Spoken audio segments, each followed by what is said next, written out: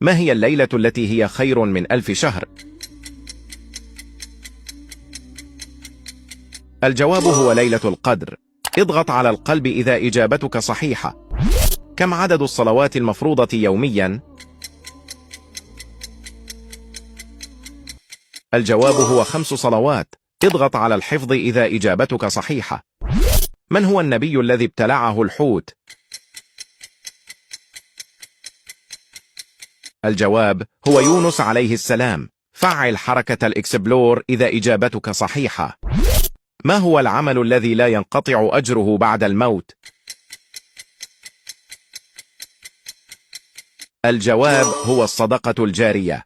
اضغط على المتابعة إذا إجابتك صحيحة. عزيزي المشاهد، هذا السؤال لك: كم عدد أبواب الجنة؟ أجب على السؤال في التعليقات، وشكرا.